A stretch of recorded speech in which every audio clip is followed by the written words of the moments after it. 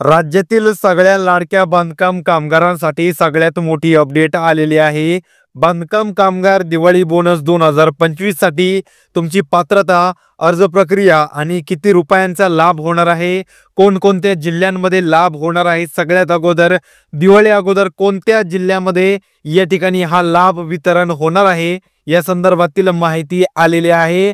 हा जी 17 ऑक्टोबर 2025 रोजी आपल्या समोर आलेला आहे आणि बांधकाम कामगारांसाठी सगळ्यात मोठी आनंदाची बातमी समोर आलेली आहे. त्यामुळे प्रत्येकाने हा जी व्यवस्थित समजून घ्या की कोणकोणता बांधकाम कामगार या योजनेसाठी पात्र असेल, त्यानंतर कोणकोणता बांधकाम कामगार या योजनेसाठी अपात्र असेल आणि कोणाकोणाला या योजनेअंतर्गत पैसे हे त्यांच्या बँक खात्यामध्ये मिळणार आहेत. आता महाराष्ट्र शासनाच्या बांधकाम कामगार कल्याण मंडळाने दिवाळी 2025च्या पार्श्वभूमीवर राज्यातील नोंदणीकृत बांधकाम कामगारांना दिवाळी बोनस देण्याचा निर्णय घेतलेला आहे. या योजनेअंतर्गत पात्र बांधकाम कामगारांना प्रत्येकी 5,000 रुपये म्हणजेच पाहू शकता दरवर्षीप्रमाणे यावर्षी देखील कामगारांना प्रत्येकी 5,000 रुपयांचं अनुदान या ठिकाणी भेटत आहे आणि हे अनुदान थेट त्यांच्या नोंदणीकृत बँक खात्यात जमा केले जातील. या बोनसचा उद्देश कामगारांच्या कुटुंबांना दिवाळी सणाच्या काळात आर्थिक मदत पुरवणे आहे. म्हणजेच गेल्या 2023 वर्षी 2024व्या वर्षी या प्रत्येक वर्षी आपल्या चॅनलवर जरी कामगारांना वेगवेगळ्या प्रकारे बोनस वितरण्यासाठी फॉर्म कसा भरायचा, पात्रता काय आहे याची माहिती आपण दिली आणि सगळ्या कामगारांना याचा लाभ झाला आणि 2025 मध्ये देखील सगळ्या कामगारांना बोनसचा लाभ हा होणार आहे.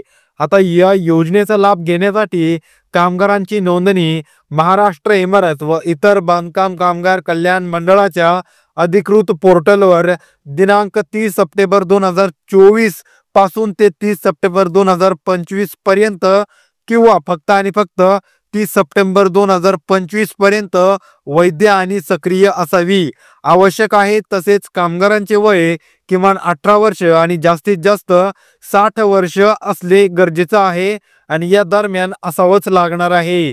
यावर्षी दिवाळी बोनससाठी अर्ज प्रक्रिया 1 ऑक्टोबर 2025 पासून सुरू झाली असून अर्ज सादर केल्यानंतर 15 कार्यदिवसांच्या आत तुमची जी पहिली प्राथमिक पडताळणी केली जाणार आहे.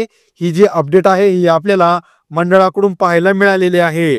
आता या पडताळणीमध्ये कामगारांची नोंदणी वैधता म्हणजे तुमचं रिन्युअल चालू आहे का नाही, बँक खात्याची माहिती, तुम्ही पुरवलेलं बँक खातं हे खरंच बांधकाम कामगाराचं आहे की नाही व त्याद्वारे दिलेला IFSC कोड असेल, त्यानंतर अकाउंट नंबर असेल, ते संपूर्ण खरोखर व्हेरीफाय होते का याची माहिती घेतली जाईल आणि इतर आवश्यक कागदपत्रांची तपासणी देखील या कालावधीमध्ये केली जाणार आहे.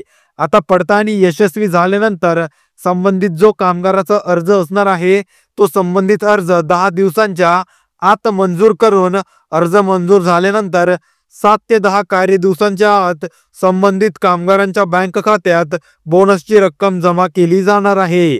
आता प्रत्येक बांधकाम कामगाराने आपली पात्रता त्यानंतर अपात्रता कशी चेक करायची आणि तुमच्या जिल्ह्यामध्ये 5,000 रुपये बोनस आहे की 10,000 रुपये बोनस आहे की 2,000 रुपये बोनस आहे हे देखील कसं पाहायचं हे आपण व्हिडिओच्या शेवटी पाहणार आहोत. त्यामुळे प्रत्येकाने व्हिडिओचा शेवट नक्की पाहून जा आणि अजूनही लाईक करून चॅनलला सबस्क्राईब केलेले नसेल तर आत्ताच लाईक करून चॅनलला सबस्क्राईब करा, कारण चॅनलवरती येणारे वेळोवेळी महत्त्वाचे व्हिडिओ तुम्हाला पाहायला मिळतील.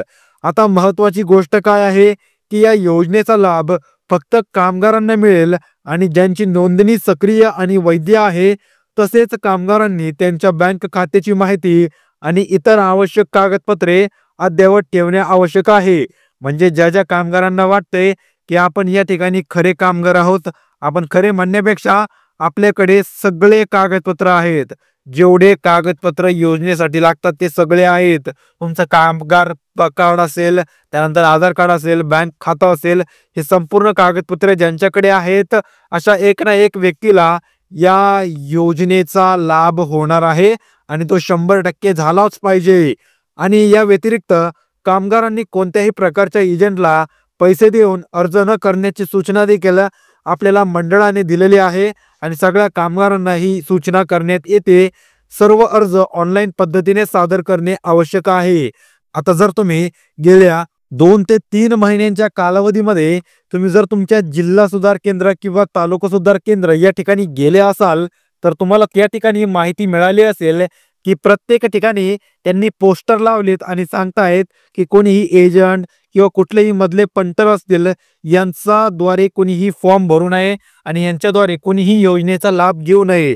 आता या योजनेची अंमलबजावणीसाठी संबंधित जिल्हा बांधकाम कामगार कल्याणाधिकारी यांनी सर्व अर्जांच्या तपशिलावर नोंद ठेवून पडताळणी व मंजुरी प्रक्रियेवर देखरेख ठेवावी. कोणत्याही प्रकारचा विलंब झाल्यास त्याची जबाबदारी संबंधित अधिकाऱ्यावर निश्चित केली जाईल, अशी अपडेट मंडळाने प्रत्येक कामगाराला, त्याचप्रमाणे जिल्हा सुधार केंद्र, तालुका सुधार केंद्र, संबंधित अधिकारी यांना दिलेले आहे.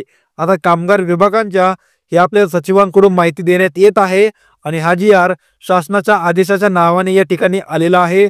सचिव, महाराष्ट्र राज्य कामगार विभाग, दिनांक 17 ऑक्टोबर 2025. आता कामगार मित्रांनो, तुम्हाला जर जाणून घ्यायचं असेल की यासाठी पात्र कोण आहे, त्यानंतर अपात्र किती आहे व तुमच्या जिल्ह्यामध्ये किती लाभ वाटप केला जाईल, तर तो आपल्या दुसऱ्या व्हिडिओमध्ये येणार आहे.